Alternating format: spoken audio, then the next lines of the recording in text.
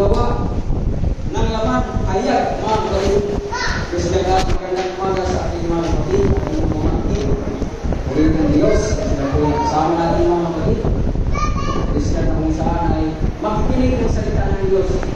Dahil hindi maligtas ang tao kapag hindi siya makikinig ng salita ng Diyos. Amen. Praise God, hallelujah.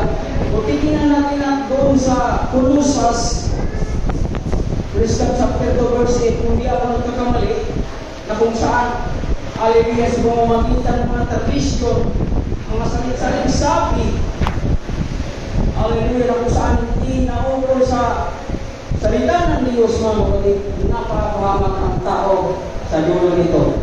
So yan po, sinabi ng banal na kasulatan.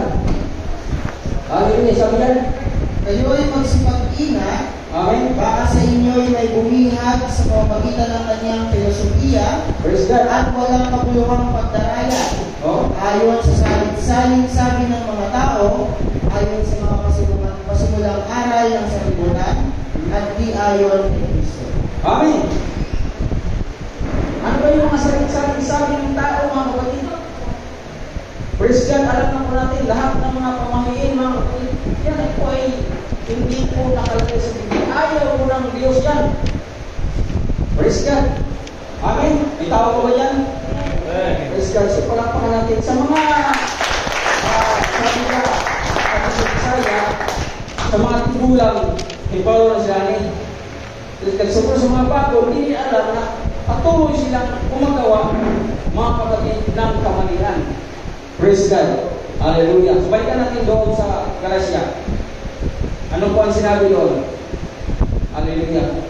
Na kapag hindi mo alam mga kapatid, ang hakbang ng kaligtasan, nagagawa mo ito. Amen? Praise God. Sabi yan, hayag ang mga gawa ng laman. Ano ba itong mga gawa ng laman? Sa mga tuwid ay ang mga ito. Pakikapit, karumihan, kalibugan. Next verse. Hallelujah. Baksang pasitius-yusan, pangkukulang, mga taniman, mga pagtatalo, mga pagpanibugho, mga pagkaalitan, mga pagkapikampi, mga pagpapabahagi, mga hidwaang pananampalataya. Sunod. Mga kapanagilian, mga paglalasing, mga kalayawan, at ang mga katulad nito tungkol sa mga bagay nito ay aking ipinapaunang ipaalala sa inyo tulad sa aking pagpaalala ng una sa inyo na ang mga nagsisigawa ng gayong mga bagay ay hindi, ano sabi? Ay hindi magsisipagmana ng karya ng Diyos. So yan po ang gawa ng naman mga kapatid. Subalit ang Diyos ay mabuti. Mayroon po siyang ginawang hakbang mga kapatid para po tayo ay maligtas. Anong sabi ng kanya mga salita?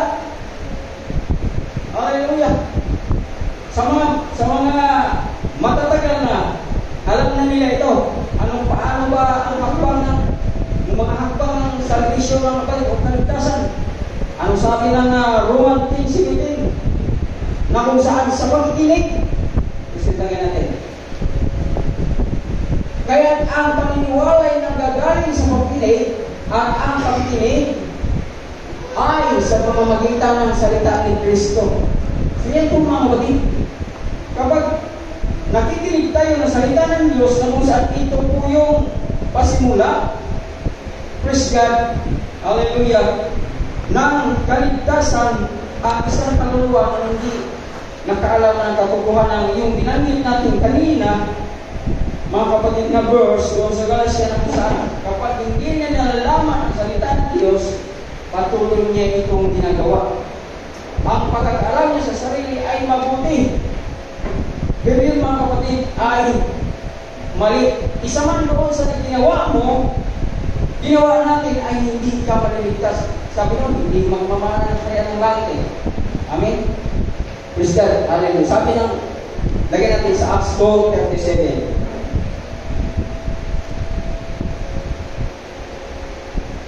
Sabi yan, nang marinig na nila ito, ay nasaktan ang kanilang mga puso. At sinabi kay Pedro at sa mga apostol, mga kapatid, kung sa may aong buhaton, ano ang gagawin namin para kami maligtas? Hallelujah. Sabi ng Marcos 16:16, ang sumampalataya at mabautismuhan. Ano ang sinasabi? Ay maliligtas. Pero ano kasunod? Datapwat ang hindi sumampalataya ay parusahan. Saan ka sa sampalataya? Doon sa salita ng Diyos, mga kapatid. Sinabi ng Roman 10:17 yung binasa natin kanina. Sa pangalan ng ating mahal na Panginoong Jesucristo, ito malaki. The Lord Jesus Christ. Sa pangalan nito, mga kapatid, magkakaroon ka ng kaligtasan. At sa mga nabanggit ko, yung magawa ng laman, kayak, nagawa ng laman, kapag isa doon o nagagawa mo yung ilan, hindi ka magmamana ng kayanan. Hindi po natin ito sinasabi, kundi sinasabi po ng banal na kasulatan.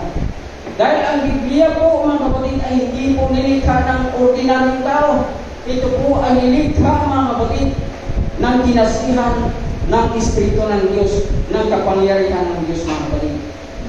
Kaya kapag ikaw ay Christian, hindi ka nanampalataya sa ating mahal na Panginoong Jesucristo, hindi mo ito maunawaan. Pero sinabi niya, kapag ikaw ay hindi sumampalataya, gayon po ang masasabi, parurusahan ka, mga kapatid. Pero hindi na hula na dyan nagtatapos. Sinabi ng Acts 4:38, mga kapatid, na doon, may pag-asa ka. May pag-asa tayo na matanggap po natin ang sinasabing kaparusahan, ang sinasabing kaligtasan, mga kapatid. Kapag hindi natin tinanggap, kaparusahan ang ating aanin. Pero kapag tinanggap natin, praise God, hallelujah, hindi kaparusahan ang tatanggapin natin. Sabi yan, sinabi ni Pablo, magsisi kayo. At sinabi sa rin ni Pedro, magsisi kayo at mga bautismo ang isa sa inyo. Ang bawat isa sa inyo sa pangalan ni Jesucristo. Ito, the Lord Jesus Christ. Hallelujah. Sa pangalan ni Jesucristo, sa ano? Sa ikapagpatawad ng inyong mga kasalanan. At tanggapin ninyo, itong dalawa na ito, ang kaloob ng Espiritu Santo, mga kapatid ko. Amen. Yan po ang sinasaad ng banal ng kasulatan, mga kapatid, na kung saan, hallelujah, maliligtas ang tao sa pamamagitan ng salita ng Diyos. Tungayan natin sa John 8:24. Anong sinasabi? John 8:24. John 8:24. Sinabi ko nga sa inyo na kayo'y mamamatay sa inyong mga kasalanan. Sapagkat malibang kayo'y magsasampalataya na ako nga ang Kristo, ay mamamatay kayo sa inyong mga kasalanan. Amen. Ibig sabihin, mga kapatid, hindi ka mamamatay physically. Praise God. Mamamatay ka sa iyong kasalanan kapag ibinilihis mo si Kristo, binautismuhan ka sa pangalan ng ating mahal na Panginoong Jesucristo, mamamatay ka ngayon sa kasalanan. Hindi mo magagawa yung mga kasalanan, yung binanggit doon kanina sa verse na kung saan, praise God, ay nagpapahatid o nagbibigay ng turo sa atin upang hindi natin magawa yung mga kapatid. Amen? Praise God. Naman po natin.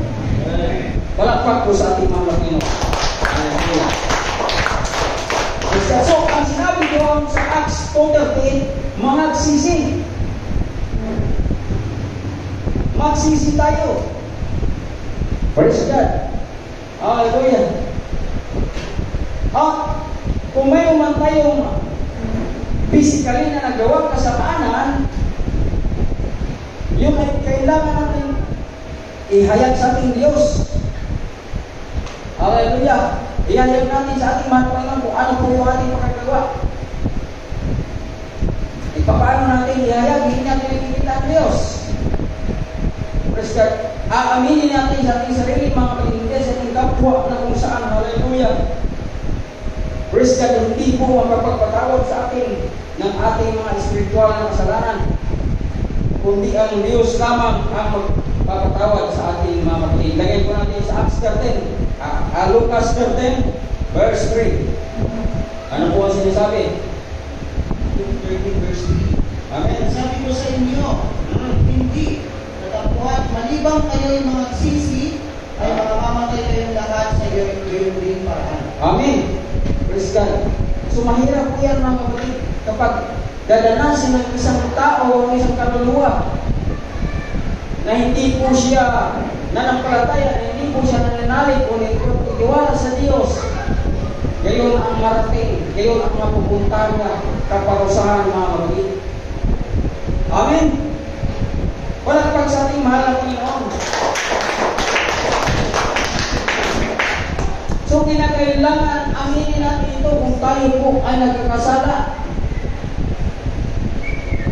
Saan natin kailangan aminin? Doon sa ating Diyos, mga kapatid, natin pinaglilingkuran. Praise God. Sa tao, hindi natin puting aminin yun. Bakit? Ay ipagkakalat pa lang ng tao eh. Praise God. Sasabihin pa niya, yung aking amigo na akong kaila ay gusto na wala siya kami. So ganun ang tao, pero sa Diyos, mga kapatid, hindi. Kapag nagsisikain namin ng iyong pagkakasala, patatawarin ka ngayon. At magpabautismo ka sa pangalan ng ating mahal na Hesus Kristo. Bakit? Ang hindi sumampalataya at mabautismo na ano? Sabi doon kanina, para masalanan. Amen? Kasi kailangan sa isang tao na dapat siya maligtas.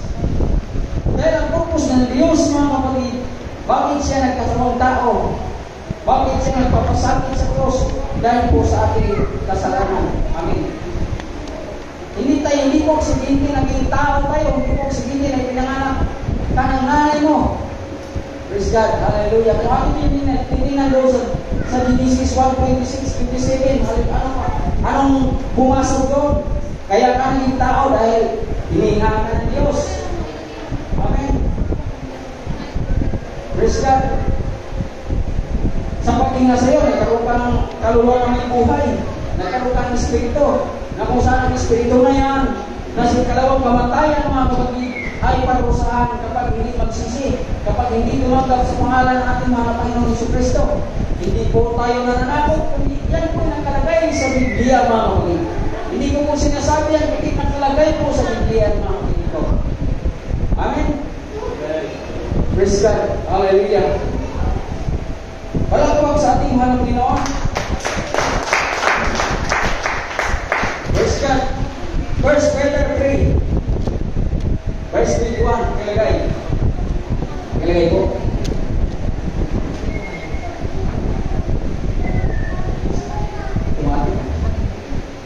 Ayon sa tunay na kahawig ngayon nagligtas, Amen.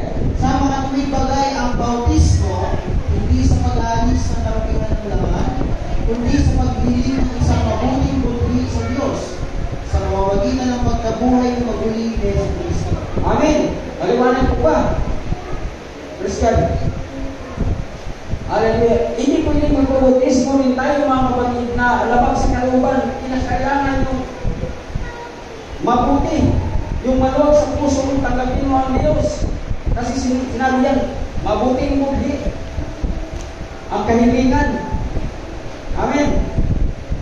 So, ibig sabihin, kapag tinanggap mo ang ating mahal ng Hesus Kristo na may tinatawag na Kristo, mabuting kalooban, pagpalain ka ng Diyos, mga kapatid. Magkakaroon ka ngayon ng buhay ng malawagan. At higit sa lahat, pinagpatatawarin ka sa iyong pagkakasala. Kung ano man yung pagkakasala. Amin. So, hindi ko alam, mga kapatid, yung pagkakasala. Pero sa mga nabanggit doon, sa unang verses natin binasa, nahayag ang ginagawa ng laman mga kapatid. Maaaring isa doon ay ginagawa mo. Ginagawa natin. Praise God. So sapagkat alam mo, sa nalalaman mo ang salita ng Diyos, maaaring maiwasan mo ngayon mga kapatid. So ito ka na ngayon, kung tatanggapin mo ang salita ng Diyos, mayroon kang pag-asa na maligtas mga kapatid. Tulad na sinabi kanina, ang hindi sumampalataya at mabautis mga ay maliwanag po sa sikat na araw na kagulusan. Suwalit, kapag ikaw ay nanampalataya, praise God, mayroon kang putong na ihanda ng Diyos sa bawat isa sa atin, mga kapatid. Amen. Lagyan natin sa Acts chapter 10, verse 48.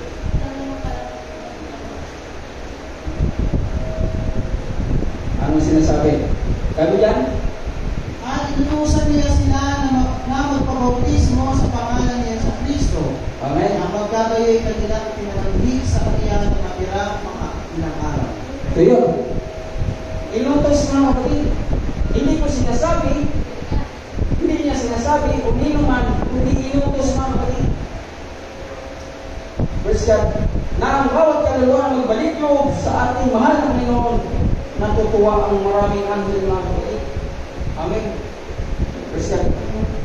Kapag hindi ka nagbalik loob sa ating mahal na Panginoon Hesus Kristo, hindi natutuwa ang Diyos, kundi natutuwa ang Satanas, ang diablo mga kapatid. Praise God. Bakit? Nandoon ka sa gawa, kalyag ng laman, gawa ng laman mga kapatid. Praise God, na kung saan yun ay kasalanan. Subalit, kung ikaw ay nakikinig ng salita ng Diyos, na sinabi doon sa Romans 10:17 na sa pagkinig mo, sa salita ng Diyos, pumagitan ni Hesus Kristo, magkakaroon kang ito ngayon ng pag-asa. Hindi ka hatulan. Walang magkukumbin sa'yo, sa atin, kapag naniniwala na nampalataya ka mga kapatid sa salita ng Diyos. Amen. Palakpak sa ating mahal na Panginoon. Praise God. Hallelujah. So kung nagawa mo ito, hindi ka lang dapat sinasabi na bautismuhan. Mayroong tinatawag na katotohanan na walang iba mga kapatid. Ito yung sinasabing katapatan. Praise God. Ano yung katapatan? Mayroong katapatan ng lugar na sa Kapuyaw. Praise God. So yung katapatan ng tao doon sa Diyos, mga kapatid, ito yung kailangan sa tao. Bakit? Hallelujah. Hindi makakapasok ang marumi doon sa langit mga kapatid. Revelation chapter 2 verse 10. Lagyan natin. Ayan. Sabi yan, huwag mong katakutan ang mga bagay na iyong malapit ng tiisin. Narito, malapit nang ilagay ng diablo ang ilan sa inyo sa bilangguan upang kayo'y masubok at magkakaroon ngayon ng kapighatiang 10 araw. Magtapat ka hanggang sa kamatayan at bibigyan kita ng putong ng buhay. Yun ang dapat mga kapatid sa tao. Praise God. Maging tapat tayo. May pagtitiis. Praise God. Hallelujah. Hindi natin sabihin ay, ano ba tatanggapin ko o hindi? Pero mahirap ang maging Kristiyano. Bakit? Hallelujah. Pinamusong nila. Ang init. Di ba? Praise God. Hindi na ako maka-baklis-baklis, hindi na ako burlis-burlis. Bakit? Ayun ang praise God. Bakit kapag yung isang tao na nagsuot ng bikini, hindi ba nakikita natin sa Galatia na sinabi, uy, ang ganda niya nagnanais ka na ngayon. Ano po ba siguro? Pag nanasa, kalibugan, o di kasalanan yun. Amen? Praise God. So ang gusto ng Diyos, maging tapat. Dahil hindi makakapasok sa langit, mga kapatid, ang lumang marumi. Matthew 7:21, ano sinabi? Lagyan natin. 7 verse 21. Oh? Hindi ang bawat nagsasabi sa akin, Panginoon, Panginoon, ay papasok sa harian ng langit, kundi ang gumaganap ng kalooban ng aking Ama na nasa langit. Oh, ano ba yung kalooban? Usapan natin yung kalooban. First God, kalooban ng Diyos na magsisi ka, magsisi tayo, natanggapin ang salita niya na kung saan para sa ating kaligtasan mga kapatid. Amen? Praise God. Ito yan po ang nais ng Diyos sa ating mga kapatid dahil hindi tayo makapasok doon.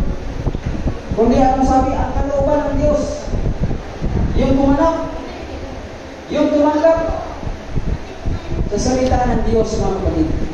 Ang bitaw ba yan? Mayroon pa akong kaibigan mo yan? Hallelujah. May kakaway pa kaya? May kakamay pa kaya sa akin mamaya? Praise God. Mahigpit ang kaligtasan mga kapatid. Bakit? Hindi nagbibiro ang Diyos. Hallelujah. Sasabihin mo, Lord, pagdating ng araw, pagdating ng panahon, sabi dyan, Panginoon ay papasok sa kanya ng langit. Bakit? Alin ang ginagawa mo? Nagbabae ako, Panginoon. Nanlalaki ako, Panginoon. Babae sa babae, Panginoon. Hindi yan makapasok sa kanya ng langit. Mga kapatid, kundi ang gumanap lamang ng salita ng Diyos. Naimit ako, Panginoon, sa aking kapwa. Sabi ng ating mga Panginoon, hindi ko kayo nakikilala. Kayong gumawa ng katampasanan. Pero, dakila ang biyaya ng Diyos, mga kapatid, na ibinigay sa atin, ibinigay ng bawat isa, para tanggapin si Kristo na tagapagligtas sa ating buhay, mga kapatid. Hebrews chapter 3 verse 18. Ito natin sis. So yun. Verse 18. At sa kanino isinumpa niyang hindi makapapasok sa kanyang kakayahan, kundi yaong mga nagsisuway.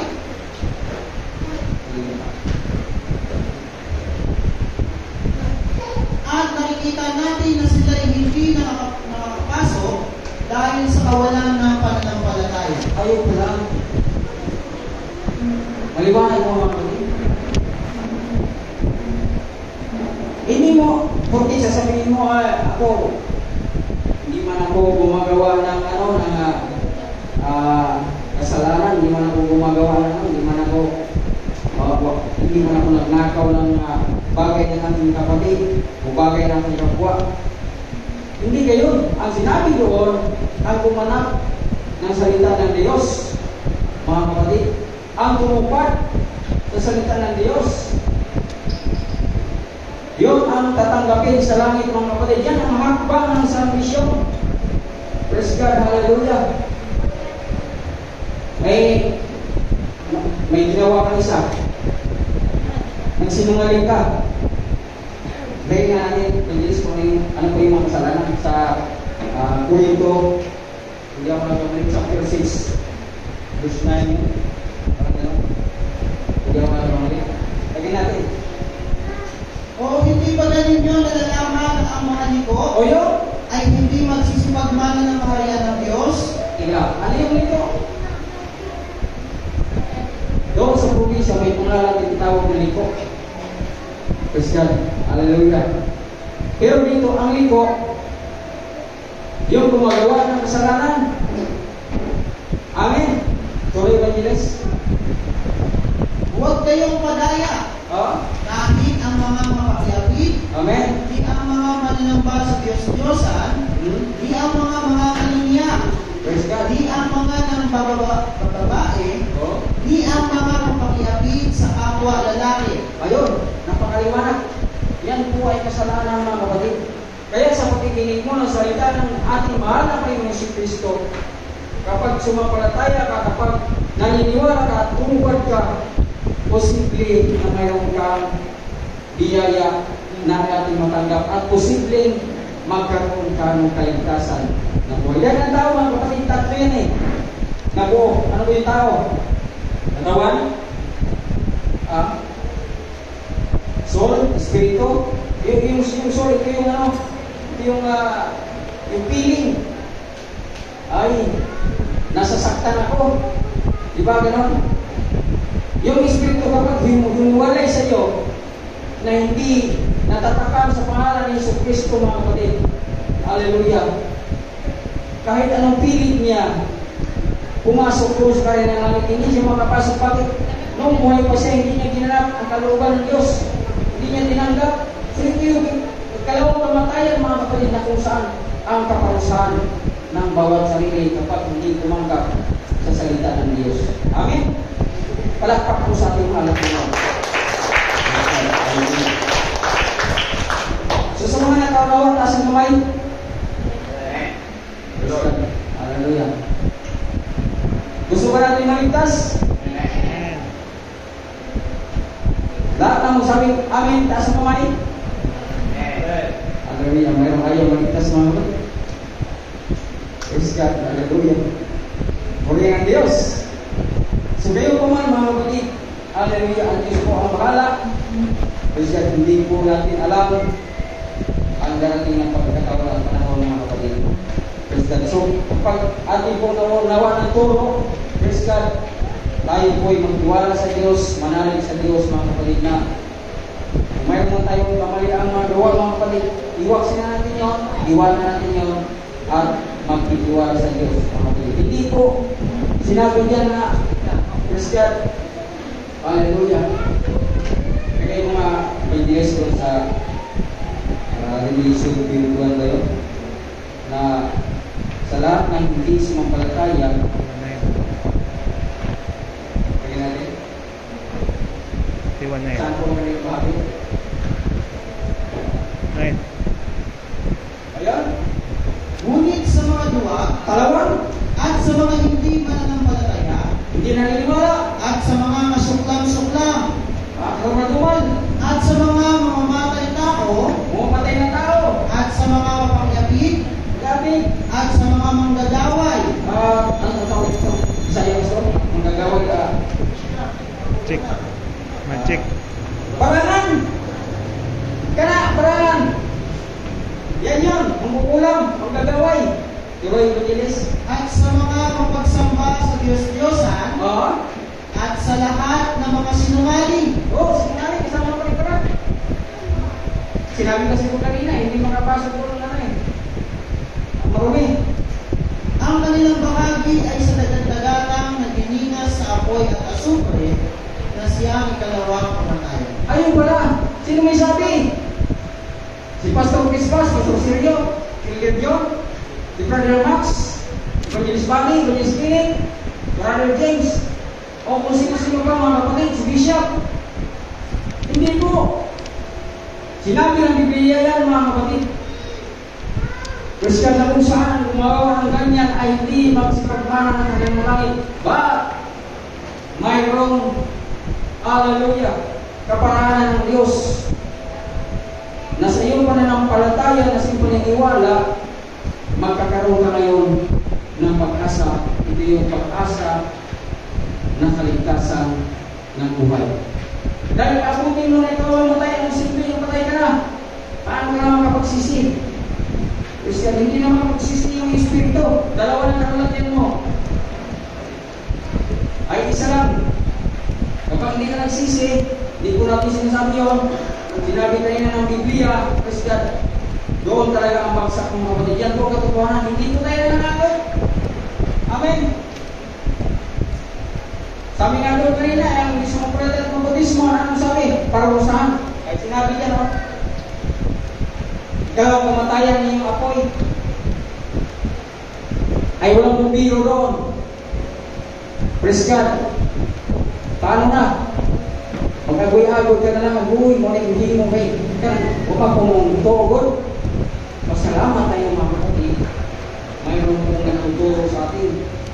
Amen. Natanggapin natin ang mabuti, hindi ang masama. Praise God. Purihin ang Diyos mga kapatid. Meron po ba tayong natutunan? Hallelujah. Mayroon po ba tayong natutunan? Kung mayroon tayong natutunan, ang ipalakpak sa ating mga Panginoon. So, purihin po ang salita ng Diyos.